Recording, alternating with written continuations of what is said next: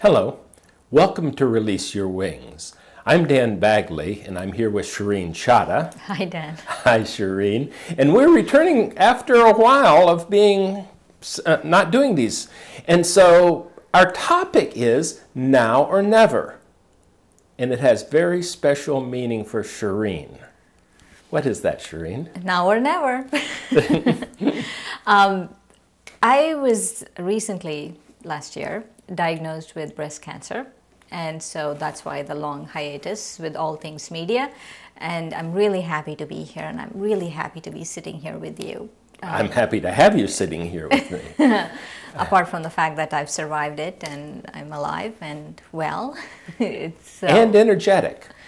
Yeah, at least you barely. appear to be energetic. Yes. No, I have my moments when I'm not. But now is good. Good. It's a good so moment. This now or never was kind of a realization you had in your recovery over months. I guess when you're faced with your own mortality, I mean, of course we all have to die at some point, but when death is imminent, it's not Yes. some thing in the future where you can put it off. You realize a lot of things about life. Mm-hmm. It's interesting how that happens. Life's a lot more meaningful when it's going to finish than when you know it's Right. Somewhere off in the future. Somewhere off in the future. And you realize a lot of things about life, and that was one of the things. I've realized many things. It was a real blessing, actually. That's a good thing to hear. I've heard other people come out of something traumatic like you've been through and say it was a blessing. I have others say, oh, it was horrible. Yeah, it takes a while for me, it took a while to realize the blessing, because I remember when I had my mastectomy and stuff like that, thinking, sleeping in the hospital bed and thinking, where is the blessing here? Yeah. I'm in a lot of pain, where is the blessing here? But over time, really, it has been a wonderful blessing. It took me a while to realize it, but it has been a wonderful blessing. And one of the blessings of the realization about time, that time has a lifespan, and it was before, now is the moment, and all of those things were just cliches. And now I really understand what it means about now, that there is really only now. Yeah, on a couple different levels. I mean, Eckhart Tolle would say, now is all there is. There's the past, which is sort of as we remember things in a caricature, the future, which is just a fantasy. Now is where we live, even though the now in each instant may feel like it's passing. But this now, in taking action, in realizing, in loving each day, where are you finding most of that traction? About a lot of things, about my own spirituality, you could say, about being soul conscious, about having elevated thoughts for people, about not putting things off that I can possibly do. And that is actually was my main realization. Is like in the Brahma Kumaris, we have a cycle. And the cycle, everything has a cycle, everything, including, let's say, these flowers. Sure. And the cycle is there's a golden age to the flowers. And then when the flowers are wilting, there's a silver age to the flowers, and the flowers are not really doing that well. And that is the copper age or the bronze age to the flowers. And then the flowers are really dying. There's an iron age to the flowers. And because they're flowers, they have their lifespan and they go on. But for other things, you can actually re-emerge. You can take a rebirth. But for some things, especially for time, there is no rebirth because it has a definite lifespan. And also all things that I'm doing also has a time when there is a golden age to the reward. If I'm doing something, there's a time when it's the golden age time to do something. There's a time when there's a silver age time to do something. There's a time when there's a bronze age. And then there's a time when there's an iron age where whatever I'm doing, it will be a lot more hard work and a lot less reward for what I'm doing. And so what I've noticed is we have a misguided notion that whatever I can do today, if I do tomorrow, it will still be the golden age time. Now, what if someone's sitting here saying I'm in an iron age and I shouldn't start anything because I'll just mess it up? It's better to do something than not at all, because there is a reward. But also that reward based on our own efforts changes. It can become a golden age time if I apply myself. Again, but if I don't apply myself and I give up, then it's almost like you can't recycle time. That is my realization, is that there is a golden age time and I shouldn't miss that, because the reward is the best at that time. You know, it may not relate directly, but it popped in my head while you were talking. There's an old Chinese saying, is the best time to plant a tree is 30 years ago. The second best time is right now.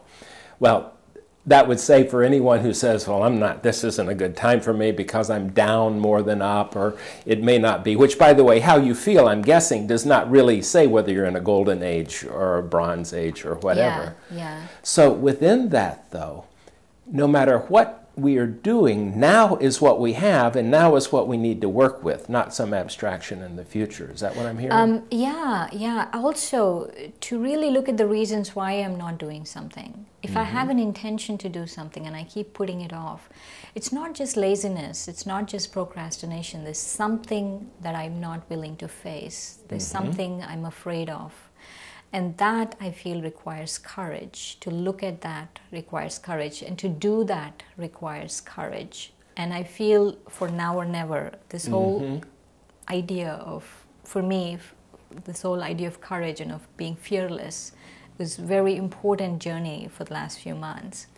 So that, what I'm hearing you say on that is, part of your realization is, what is important for me to do, be, accomplish, experience, is more important than the fears that I've had in the past for whatever reason. Right. And people are afraid of a lot of things. They could be afraid of themselves. Let's say on a spiritual path you don't want to do something. They're afraid to look deeper because they're afraid to see what's inside, or what's going to come out, or what's going to be the result of something. But I feel if we have courage, and if we really understand that the best time for something, the best reward for something to do it is to do it now and not putting it off, then there is this this beautiful gift that's awaiting us. It could be anything. I could give you an example of having this. My latest spiritual effort, is to, under all circumstances and under any circumstances, I should have pure feelings and good wishes for everyone. Whatever the circumstances may be, even if someone's saying the nastiest, meanest things, and whatever is happening, that I have good wishes and pure feelings for people. And so in that effort, or that now or never, I can't put that off. Right. I have to do it now. I'm just giving you a good example. And I have to have courage and know that that is something that I have to do. And if you are doing it fully, you are getting the payoff, the joyfulness of the moment right then, because you're not arguing in your head, or you're not avoiding them, or you're not counting up the things they've done in other times. Yeah. No, actually, sometimes it's not that joyful to have pure feelings. Because you feel totally justified in thinking, they did it again, they've done it the 10th time, they've always do this. And you feel like you have a justification and you have a reason, you want to vent inside and think, they do this all the time, and how can they do this? Every time they renege on their word, and I have to deal with this all the time. And there is a certain instant gratification from thinking that. And to go against that instant gratification is not that joyful. So let me ask something, because I have a slightly different paradigm. I know my ego loves to be right. And happily it's always right. No. So I know when I get into one of those, I can't, what do they mean saying that? I'm often thinking, that's the little Dan. That's mini-me. That's the ego, for me, talking in my paradigm. Now, you know, we come from slightly different paradigms with a lot of overlap in various things. In the BKs, is there that ego self that sometimes is more petty than our ideal unconditional? Yeah, there is an ego, but what I was trying to get at with that is whatever you do decide to do, it's the right thing. It's not necessarily always the joyful thing. Got it. Yeah. And so, yes, there is ego. And yes, of course, I'm thinking these negative thoughts because of my ego. Right. Okay, that's what I wanted to clarify. If I'm completely egoless, I wouldn't even have to deal with this. But this whole, for now or never, there are all of these demons I have to face. Mm-hmm. And the demons are only demons because I'm looking at them from a distance and they seem so fearful. If I have the courage to look up close, then I would really understand not only that time really, especially now, is very unpredictable. Yes. Anything can happen anytime, and it can happen all of a sudden anytime. And so I have to make use of now. And Absolutely. so if I don't make use of it now, then never. When I was thinking about this, for our viewers, we actually come up with topics, we think about them individually on the topics, and then we come and discuss them with a few minutes of, here's some points I find interesting. One of the things that I kept coming to is enjoying life here and not putting it off. In other words, feeling gratitude, joyfulness, appreciation, looking around and going, wow, this is a great day. And that's one of the things that I find as someone who has lived much of his life as a type A, get it done individual, of saying, savor, appreciate, express your love.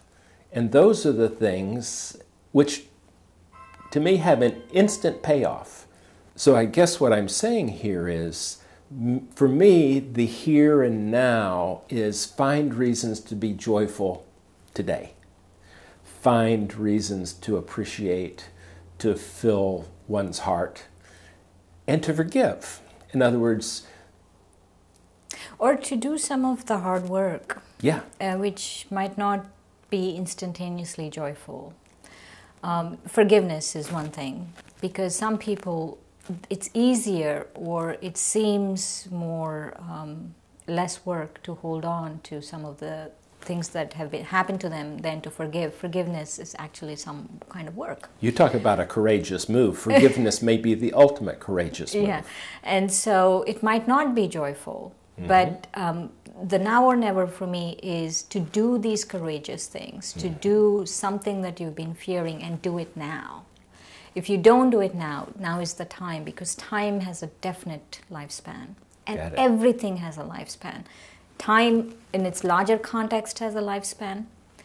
Me, definitely, of course, has a lifespan as a human being in this body. Having a human experience definitely has a lifespan. And both those, for me, I've noticed they're converging. The end of the lifespan is converging. Of course, we will have a rebirth and a re-emergence of everything, but that depends on how well I use my time and how well I use my resources now. In spite of what fears or things we hold back. Yes. Some time back we discussed the best way to grow is straight fearward. And what I'm hearing you say is, in the short term, facing our fears is not necessarily pleasant or joyful. But if we do it in the long term, we emerge very much into our full self. Right. And that may be the best payoff at all for doing things now rather than never. Right. Well, thank you, Shireen. Thank you, Dan. And it's wonderful. Good to be back with you. Thank you for joining us. Goodbye.